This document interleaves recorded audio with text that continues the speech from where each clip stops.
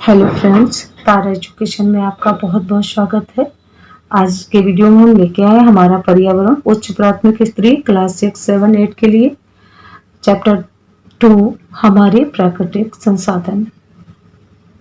आइए शुरू करते हैं। हमारे आसपास उपस्थित हर वह वस्तु जिसका प्रयोग हम अपनी विभिन्न आवश्यकताओं को पूरा करने के लिए करते हैं संसाधन कहलाते हैं। उदाहरण के लिए, जब हमें प्यास लगती है तो हम पानी पीकर अपनी प्यास बुझाते हैं। पानी या जल एक संसाधन है। यहाँ पे ये दिन में प्यास लग रही है और पानी पीते हैं तो संसाधन क्या है? पानी, जिसका उपयोग करके हम अपनी प्यास बुझाते हैं और प्यास बुझाने के साथ साथ नहाने, कपड़ा धुलने, सिंचाई आदि कार्यों के लिए भी इसका प्रयोग करते हैं। बच्चों, पेड़ पौधे वनस्पतियां भी एक संसाधन है और इनसे हमारी विभिन्न आवश्यकताओं की पूर्ति भी होती है। पेड़ पौधे वनस्पतियां भी एक संसाधन है जिनसे हमारी विभिन्न आवश्यकताओं की पूर्ति होती है। इनसे भोजन, आवास, कपड़ा आदि की आवश्यकताएं पूरी की जाती हैं। इसी तरह भूमि हमारे कृषि हेतु उपजाऊ मिट्टी प्रदान करती है। भूमि क्या प्रदान करती है? खेती करने एक योग्य उपजाऊ मिट्टी प्रदान करती है। तथा तेल, कोयला और गैस ये सभी यातायात और उद्योगों में ईंधन के रूप में प्रयोग किए जाते हैं। तेल, कोयला और गैस यातायात और उद्योगों में ईंधन के रूप में प्रयोग किए जाते हैं। जो वस्तुएं हमें प्रकृति से प्राप्त होती हैं तथा जिनमें हम किसी प्रकार का परिवर्तन नहीं कर सकते, जिन वस्तुओं में हम किसी प्रकार का परिवर्तन नहीं कर सकते, प्राकृतिक संसाधन कहलाती हैं। प्राकृतिक संसाधन वह वस्तुएं होती हैं जिनमें मनुष्य किसी प्रकार का परिवर्तन नहीं कर सकता। प्रकृति के द्वारा ये जैसी उत्पन्न होती हैं उनका हम उसी रूप में प्रयोग करते हैं, जैसे हवा, जल, सौर ऊर्जा, मिट्टी, झील, झरने, नदियां आदि वगैरह। स्पष्ट है कि ऐसे संसाधन जिनको बनाने में मनुष्य को कोई योगदान ही नहीं होता, अर्थात ये संसाधन हमें प्रकृति द्वारा निःशुल्क प्राप्त होते हैं, प्राकृतिक संसाधन कहलाते हैं। जो आपकी समझ में आया होगा कि हमारे आसपास जो भी वस्तु उपस्थित है और जिसका प्रयोग हम अपनी आवश्यकताओं के लिए करते हैं वो एक संसाधन होती है, संसाधन कहलाते हैं। उदाहरण के लिए, यदि हमें प्यास लगती है और हम पानी पीते हैं, पानी पी के अपनी प्यास बुझाते हैं तो पानी यहाँ एक संसाधन हुआ। पेड़ पौधे वनस्पतियां भी एक संसाधन है। इनसे हमारे भोजन, कपड़ा और मकान आदि की आवश्यकताएं पूरा करते हैं। जो प्राकृतिक संसाधन वो वस्तुएं होती हैं जिनमें मनुष्य किसी प्रकार का परिवर्तन नहीं कर सकता या जो कि त्यों हमें मिलती हैं। आगे चलें।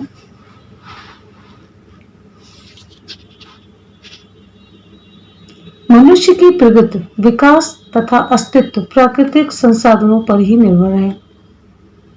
मनुष्य की प्रगति, विकास और अस्तित्व प्राकृतिक संसाधनों पर ही निर्भर है। प्राकृतिक पर्यावरण के अंतर्गत उपलब्ध संसाधनों जैसे हवा, मिट्टी, सौर ऊर्जा, पेड़ पौधे आदि का उपयोग करके हम अपनी विभिन्न आवश्यकताओं को पूरा करते हैं। हम अपने दैनिक जीवन में अनेक प्राकृतिक संसाधनों का प्रयोग करते हैं। इनमें से कुछ ऐसे संसाधन हैं जिनके बिना हमारा जीवित रहना संभव नहीं है, जैसे हवा, जल, पेड़ पौधे आदि।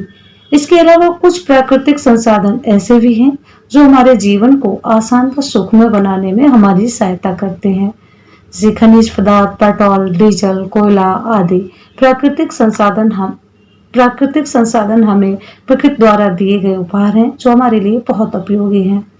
जो आपकी समझ में आया होगा कि जो प्राकृतिक संसाधन है ना, इस पे जो मनुष्य की प्रगति और विकास सब कुछ इस पर ही निर्भर करता है।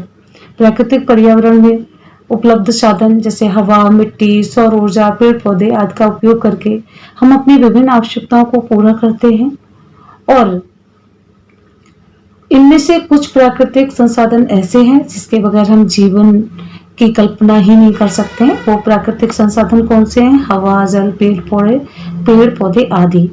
और कुछ प्राकृतिक संसाधन ऐसे हैं जो हमारे अपने जीवन को सुखमय और आसान बनाने के लिए हमारी सहायता करते हैं।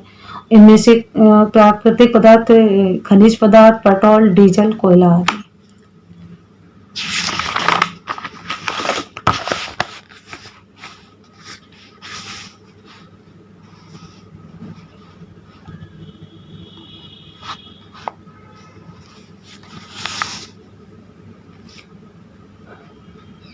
बच्चों, प्राकृतिक संसाधन में सूर्य का भी महत्वपूर्ण स्थान है।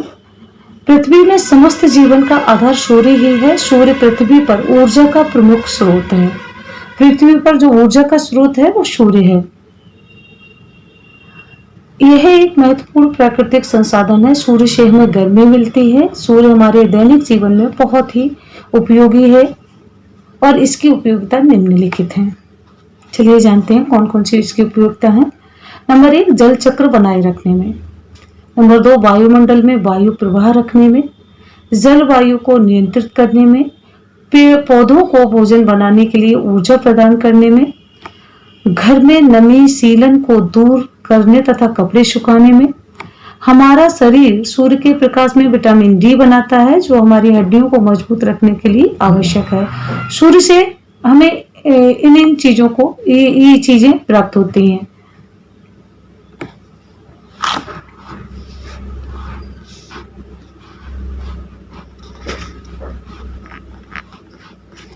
वायु। बच्चों, पृथ्वी के चारों ओर वायु का एक घेरा है जिसे हम देख नहीं सकते, केवल अनुभव कर सकते हैं या महसूस कर सकते हैं। वायु हर समय हमारे चारों ओर रहती है, आसपास। वायु हमारे जीवन के लिए अत्यंत आवश्यक है। भोजन और जल के बिना तो हम कुछ समय तक जीवित रह सकते हैं, परंतु वायु के बिना हम जीवित नहीं रह सकते। वायु हमारे जीवन के लिए बहुत महत्वपूर्ण है। बच्चों, इससे समझ में आया होगा कि वायु हमारे लिए बहुत ही आवश्यक है। इसके बिना हम जीवित नहीं रह सकते।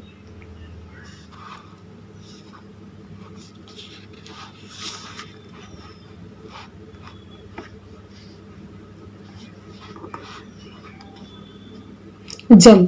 जल ही जीवन है। हम जल के बिना जीवन की कल्पना भी नहीं कर सकते। हमारे शरीर में लगभग 70% भाग जल का होता है।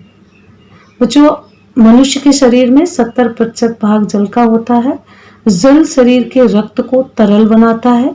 ये जल जो है शरीर के रक्त को तरल बनाता है, जिससे शरीर में रक्त की प्रवाह सरलता से होती है। खाना पचाने एवं अनावश्यक पदार्थों को पसीना, मलमूत्र आदि के रूप में शरीर से बाहर निकालने में पानी सहायक होता है। इसके अलावा दैनिक जीवन के विभिन्न कार्यों में भी पानी की आवश्यकता होती है।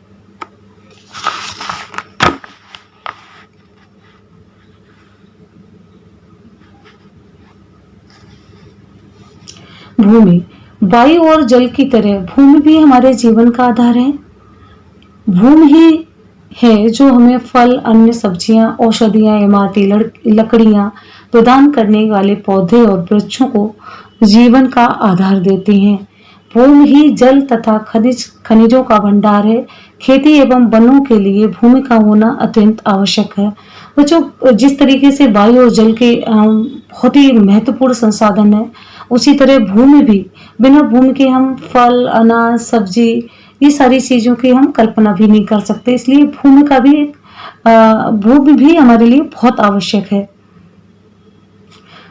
वर्तमान समय में जनसंख्या में निरंतर वृद्धि हो रही है। बढ़ती जनसंख्या की आवश्यकताओं को पूरा करने के लिए कृषि तथा उद्योग धंधों का प्रभाव दिन प्रतिदिन बढ़ता जा रहा है, जो हमारे प्राकृतिक संसाधन को प्रभावित कर रहा है।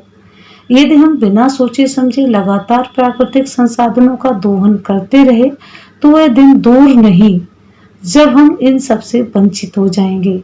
अतः हमें प्राकृतिक संसाधनों के महत्व को समझना होगा और उनके संतुलन तथा बचाव के उपाय करने होंगे। बच्चों, वर्तमान समय में क्या हो रहा है कि जनसंख्या की निरंतर वृद्धि हो रही है और बढ़ती हुई जो जनसंख्या बढ़ रही है, उनकी आवश्यकताओं को पूरा करने के लिए कृषि तथा उद्योग धंधों का प्रभाव दिन प्रतिदिन बढ़ता जा रहा है और जो कि हमारे प्राकृतिक संसाधनों को प्रभावित कर रहा है। यदि हम इसी तरीके से लगातार प्राकृतिक संसाधनों का दोहन मतलब इनको नष्ट करते रहे तो वह दिन दूर नहीं जब हम इन सभी से वंचित हुए, सभी प्राकृतिक संसाधनों से वंचित हो जाएंगे, मतलब दूर हो जाएंगे। अतः हमें प्राकृतिक संसाधनों के महत्व को समझना होगा और उनके संतुलन तथा बचाव के उपयोग करने होंगे आगे। इस प्रकार हमने जाना कि मानव जीवन, पेड़ पौधे और जीव जंतुओं के विकास में प्राकृतिक संसाधन अत्यंत महत्वपूर्ण हैं। सभी एक दूसरे पर निर्भर हैं, लेकिन ये तभी हमारे लिए लाभकारी होंगे जब हम इनके संरक्षण के लिए निरंतर जागरूक रहेंगे और उचित उपाय करेंगे। बच्चों, आज के चैप्टर में इतना ही और आज हमने पढ़ा प्राकृतिक संसाधन। चलिए इनके कुछ प्रश्नों पर खास प्रश्नों पर नजर डाल लेते हैं।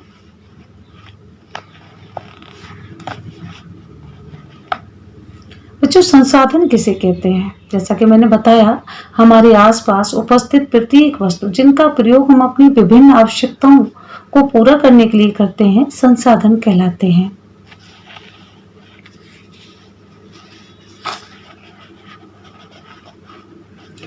प्राकृतिक संसाधन किसे कहते हैं? प्रकृति से प्राप्त वस्तुएं जिनमें हम किसी भी प्रकार का परिवर्तन नहीं कर सकते, प्राकृतिक संसाधन कहलाते हैं। और ये प्राकृतिक संसाधन हमें पर्यावरण से प्राप्त होते हैं। वायु का जीवन में क्या महत्व है? बच्चों, वायु के बिना हम जीवित नहीं रह सकते हैं, क्योंकि वायु द्वारा हमें ऑक्सीजन मिलती है। जब ऑक्सीजन ही नहीं मिलेगी तो हम जीवन की कल्पना ही नहीं कर सकते। मनुष्य के शरीर में जल कितने प्रतिशत होता है? तो बच्चों, अभी आपको बताया, मनुष्य के शरीर में 70% भाग जल का होता है। प्राकृतिक संसाधन कौन कौन से हैं?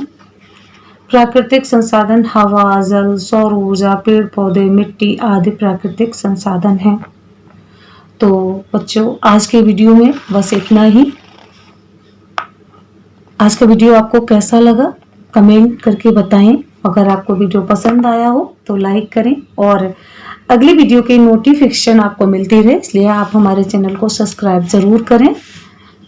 और आज के वीडियो में बस इतना ही। आगे के वीडियो में फिर मिलते हैं। नमस्कार।